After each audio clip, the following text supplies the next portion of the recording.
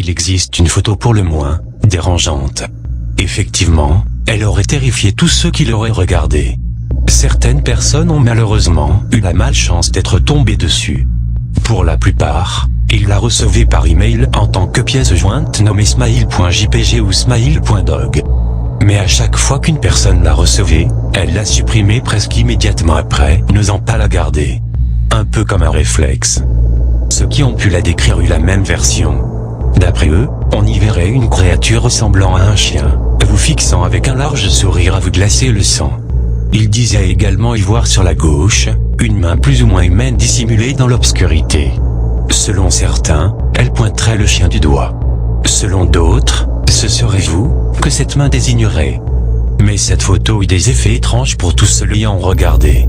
Effectivement, elle avait commencé par provoquer des maux de tête, puis des troubles de mémoire, ainsi que de l'anxiété donnant des cauchemars horribles, où l'image du chien y apparaîtrait. Jusqu'à que ces rêves horribles ne se transforment en terreur nocturne, puis en crise d'épilepsie. Marie, une jeune fille victime de cette image terrifiante, disait avoir été le restant de sa vie hantée par cette simple photo. Toutes les nuits, ses cauchemars se répétaient, la main la pointait du doigt et la créature la fixait.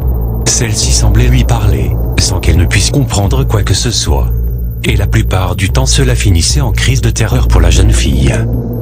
On peut ajouter aussi que cette image avait poussé un bon nombre de personnes ayant vu smile.dog à se suicider.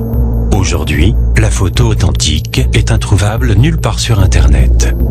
Mais comment une simple image pourrait avoir un tel effet pour les personnes la regardant, au point de les hanter toute leur vie? Cette image reste encore un grand mystère pour tout le monde. On ne sait également rien de son auteur.